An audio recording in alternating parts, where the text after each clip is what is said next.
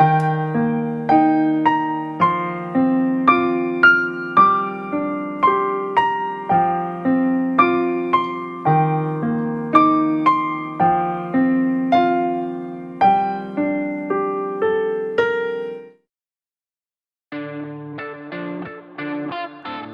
3 chapter One Piece secara berturut-turut, Oda Sensei seakan memberi kita pemahaman mengenai 3 orang yang sangat jenius dari kelompok 9 Akasaya. Setelah chapter 973 yang menceritakan tentang Denjiro, dan pada chapter 974 yang menceritakan tentang Kanjuro, kali ini tinggal Kinemon menunjukkan gilirannya. Tapi bukannya jenius, melainkan sebuah kekonyolan dan keberuntungan yang menimpa Kinemon. Tapi meskipun begitu, Kinemon tetaplah menjadi ahli strategi terbaik yang dimiliki oleh keluarga Kozuki sampai saat ini. Jiwa kepemimpinannya memang patut untuk diacungi jempol. Nah, kali ini kami akan mereview selengkap-lengkapnya hal apa saja yang dapat kami cerna dari chapter 975 kali ini. Meskipun masih dalam versi ilegalnya dan belum 100% akan benar mengenai terjemahan di dalamnya. Baiklah, tak usah berlama-lama lagi, langsung saja, let's begin.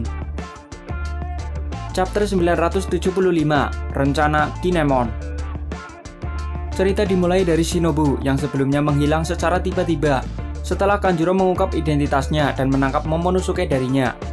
Dan kini diperlihatkan Shinobu telah tergeletak tak berdaya setelah tubuhnya diikat dengan beberapa ular tiruan yang dibuat oleh Kanjuro. Tampaknya Kanjuro telah menjebaknya saat perhatian Shinobu dan semuanya sedang teralihkan. Sedangkan Momonosuke hanya bisa berteriak untuk mencoba melepaskan diri dari Kanjuro, namun tidak berhasil. Lalu Kanjuro tampak kebingungan dengan apa yang sebenarnya dia lihat di depannya. Padahal sebelumnya dia sudah mengirimkan informasi pasti kepada Orochi mengenai lokasi-lokasi yang harus dihancurkan olehnya, termasuk lokasi kapal Sunny.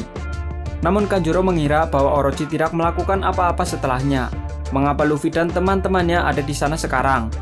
Begitupun dengan Lau yang seharusnya ada di penjara. Selanjutnya di kapal Sanigo, para kru topi jerami diperlihatkan kembali setelah sebelumnya mereka tak bisa dihubungi sama sekali oleh Kinemon. Franky kemudian menjelaskan betapa kuatnya kapal yang dibuatnya itu.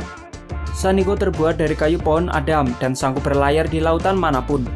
Lucu sekali, kapal itu tak akan mudah dihancurkan oleh pihak musuh, apalagi hanya dengan menggunakan bom saja.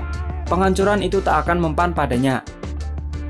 Namun ada satu alasan mengapa mereka datang terlambat ke pelabuhan, adalah karena mereka harus sedikit memperbaiki layarnya yang rusak akibat terkena bom itu.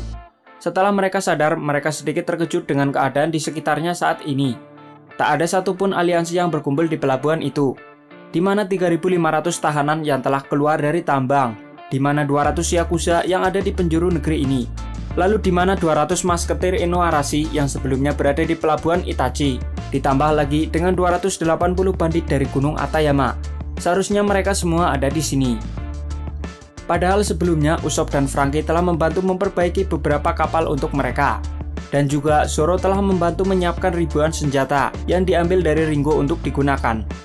Apa yang sebenarnya telah terjadi? Menariknya di sini beberapa dari anggota topi jerami masih menggunakan baju sirah perang yang sebelumnya telah diperlihatkan di kediaman Hitetsu. Mereka yang mengenakannya adalah Chopper, Usopp, Franky, dan Nami juga. Tapi Luffy malah melepaskannya. Kemudian Kinemon menjelaskan kepada mereka mengapa tak ada satupun aliansi yang hadir di sana. Semua strategi yang telah susah payah direncanakan oleh Kinemon sebelumnya telah bocor ke tangan musuh, dan Kanjuro masih sempat tersenyum di sini. Lalu setelahnya para headliner pasukan Kaido yang mengetahui akan hal itu langsung berterus terang. Mereka memang telah gagal untuk menghancurkan kapal Sanigo, tapi mereka mengaku telah berhasil menghancurkan kapal-kapal yang ada di pelabuhan Itachi dan menghancurkan semua jembatan penghubung yang digunakan untuk akses menuju ke pelabuhan. Semua itu atas perintah dari Orochi. Itulah mengapa tak ada seorang pun yang datang ke sana.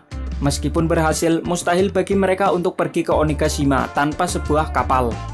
Mereka pun mulai menggertak. Jika Kinemon dan yang lainnya kehilangan kesempatan untuk menyerbu Onigashima hari ini, maka mereka tak akan memiliki kesempatan lagi. Para pasukan pemberontak yang muncul saat ini, mereka akan segera ditindaklanjuti oleh Kaido di hari setelahnya, tanpa menyisakan seorang pun. Lalu para headliner kucruk itu menambahkan, bahwa perayaan festival kali ini adalah pesta jamuan untuk merayakan terbentuknya aliansi antara bajak laut Kaido dengan bajak laut Big Mom. Mendengar akan hal itu, Kid dan Law serta para anggota krunya tampak terkejut. Hanya karena 3 bajak laut kecil, para pasukan Kaido tidak takut kepada mereka. Terlebih lagi, 3 orang dari kaptennya adalah orang-orang yang sebelumnya telah tertangkap dan dipenjara di Wano. Pasukan Kaido mulai bersiap untuk menyerang dengan menembakkan meriam.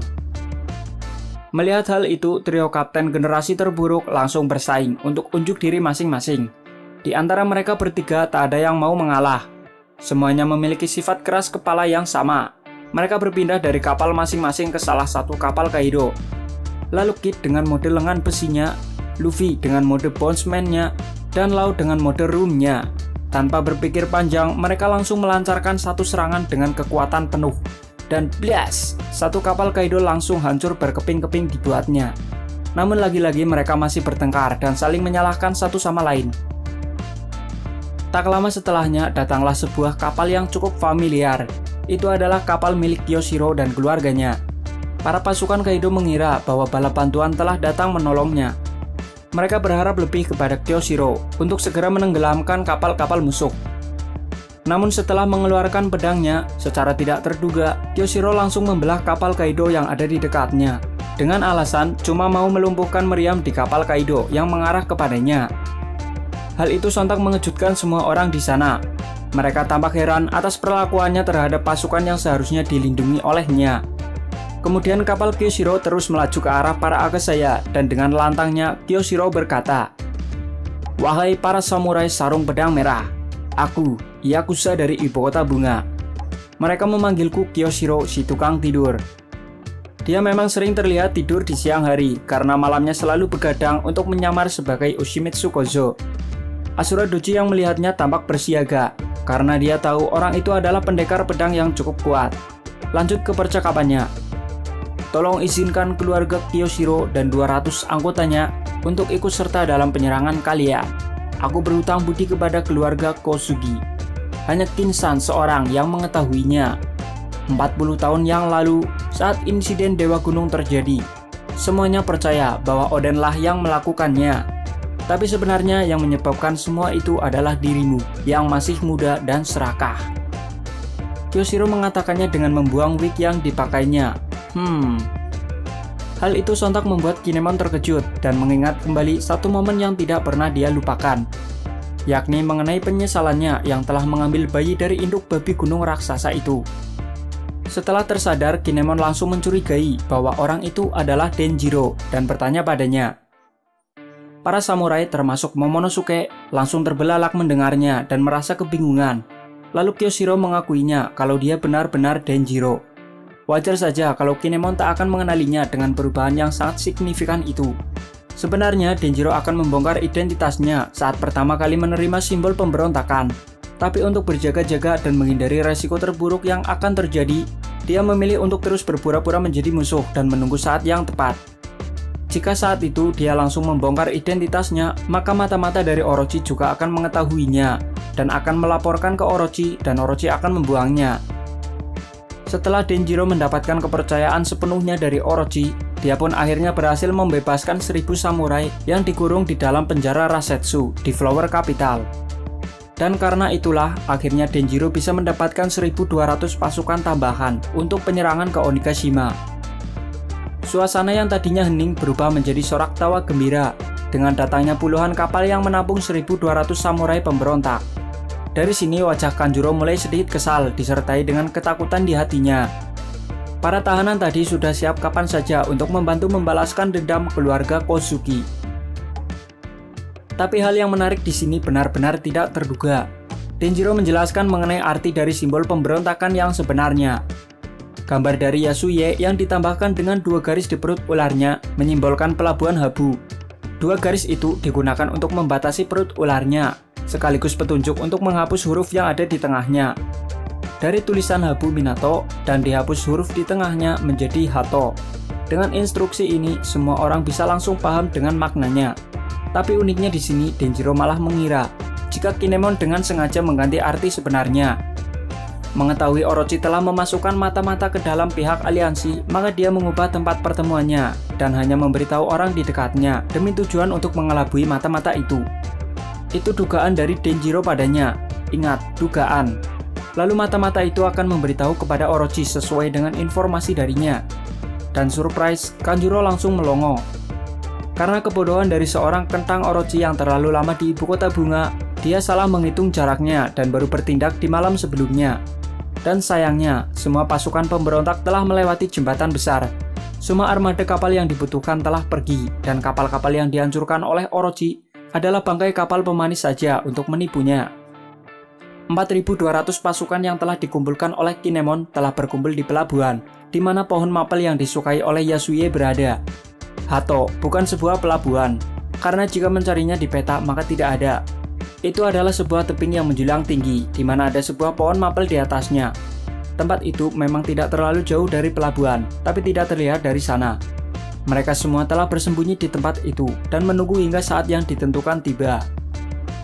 Setelah Denjiro berhasil mengungkap semuanya, tak lama kemudian datanglah puluhan kapal-kapal yang menampung 4.200 pasukan pemberontak siap tempur, yang dipimpin oleh Yakuza yang sebenarnya, Hyogoro the Flower, dan para daimyo yang sebelumnya dipenjara di pertambangan Udon.